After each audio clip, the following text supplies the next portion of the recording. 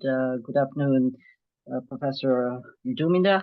I could not make the trip to New Zealand, but very glad to meet you online and share the research with you.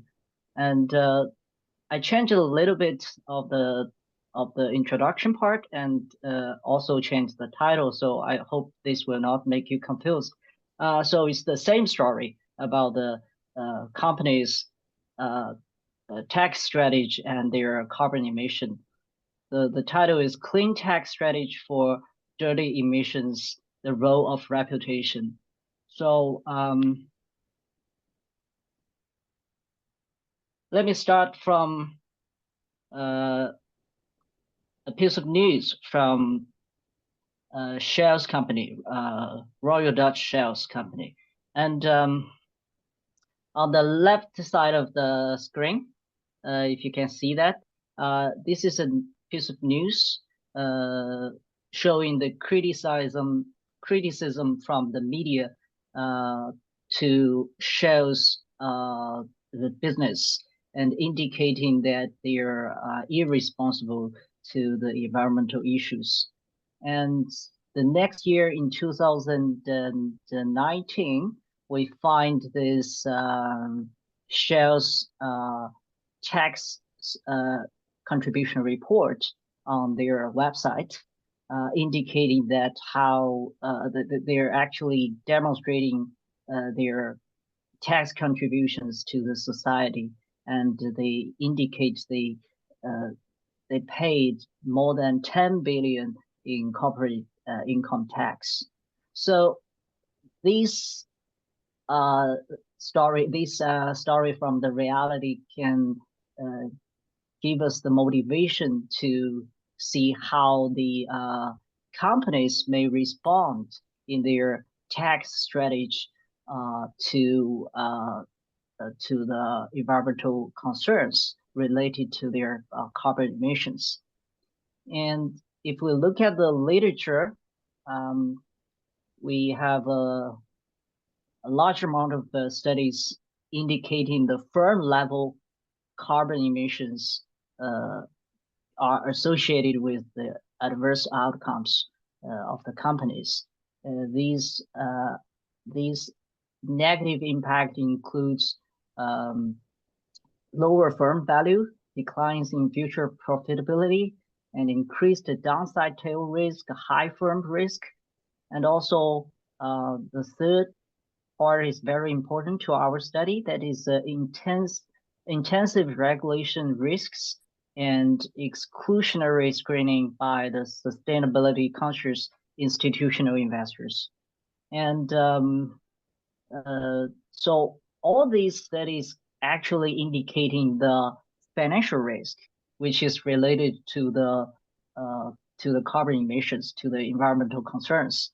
But there is another strand of studies indicating these carbon emission or the environmental concerns cause the damage to the corporate reputations.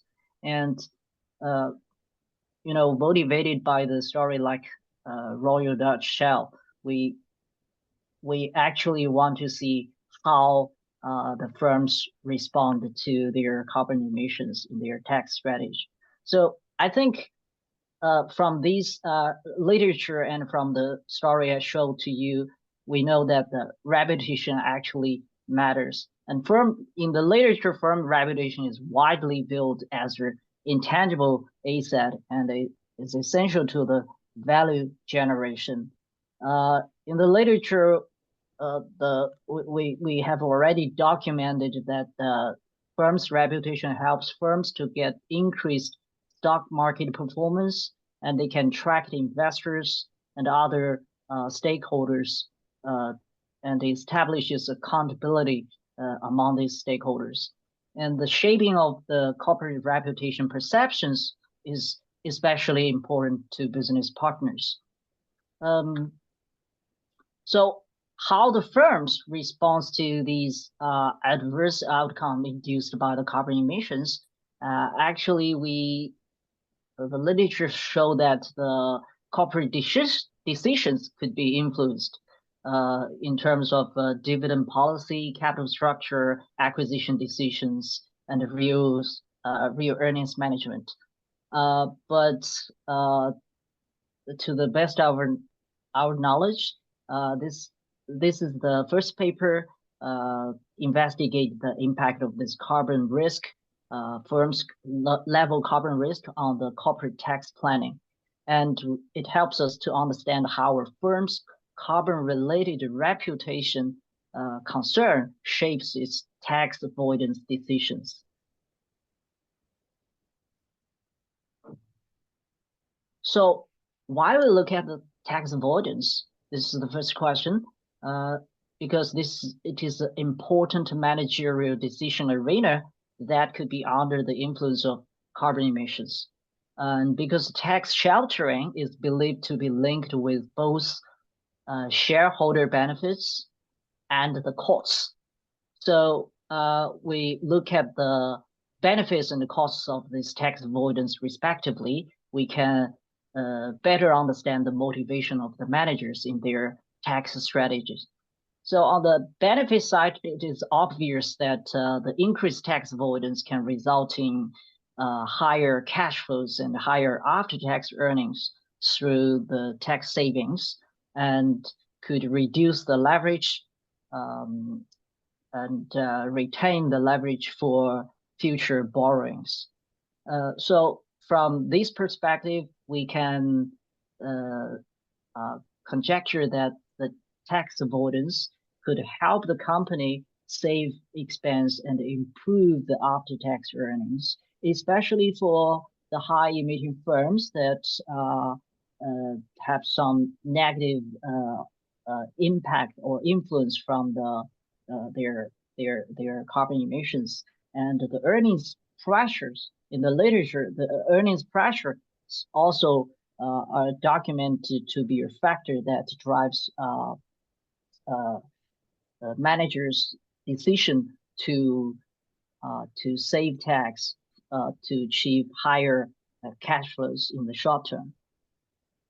But on the other side, if we look at the cost, we can understand that the increased cash flows from the tax avoidance is actually risky and costly. It is associated with various types of risk, and one of them is the reputational risk. So it creates the reputation concerns that are costly for the firms from the stakeholders' perspective. And these stakeholders may include institutional investors, employee, consumers, and also from the supply chain if the customer is environmental conscious. So as opposed to these carbon-induced earnings pressure, these carbon-induced reputational damage may drive the managers in high carbon emission firms to adopt less aggressive tax strategy to enhance their reputation or to mitigate their reputational risk and minimize the unwanted regulation and scrutiny.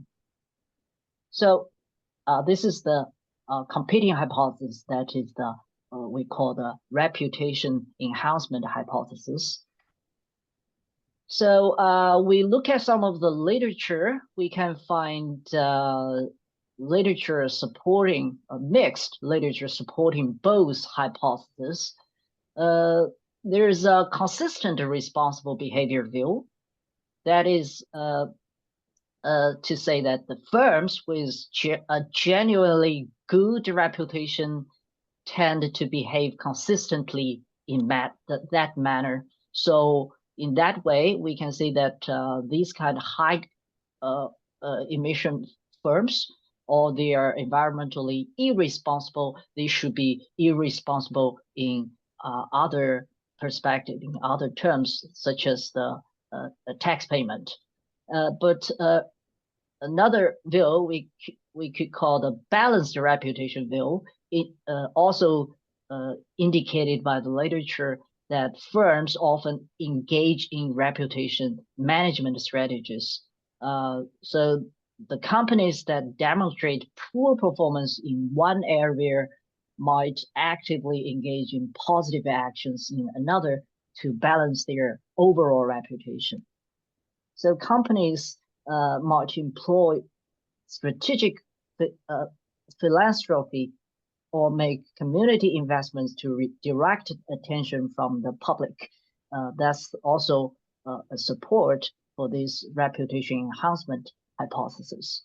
So in this study, we try to see which motivation dominates and what is the relationship between carbon emission and the tax avoidance. So the data and the sample is the United States listed firms from 2003 to 2021, and we use the U.S. sample because we believe in the United States is different from China and the Europe, because the regulation stringency is not that strong in the United States. So that means the regulational cost would be smaller, and if that is the case, the reputation concern would dominate, and therefore the US firms would be more inclined to support our reputation enhancement hypothesis. And the sample, the main variable, the carbon emission, is from the true cost data set, and the firm level characteristics from CompuStat. And we follow the literature to exclude those utility and financial service firms and firms with missing values. And finally, we gain this sample with 2,077 unique firm with around 12K firm year observations. And our baseline regression shows that the firms with high carbon emissions engage in less tax avoidance. And we also use 2 IVs to address the endogeneity concern. And we also try to investigate the mechanism or the channel. We show that the high reputation risk amplifies the carbon tax avoidance relationships only in firms with high reputation cost. And we also see the motivation. We also investigate the motivation from various stakeholder perspective, and our evidence consistently support that the reputational concern is the main driver that push the managers to take less tax avoidance strategy in response to their environmental concerns. So I will skip the contribution part. This is the main regression. The dependent variable is the effective tax rate. So a higher effective tax rate, we use both the cash effective tax rate and the GAAP effective tax rate. And a higher tax rate means less aggressive tax avoidance strategy. And the key variable of interest is the carbon emission. So here is the baseline result. In column 1 and 3, we use the GAAP effective tax rate, and in column 2 and 4, we use the cash effective tax rate. In both columns, we show that the carbon emissions is significantly positively related to the tax effective rate, which means more carbon emission lead to less tax avoidance.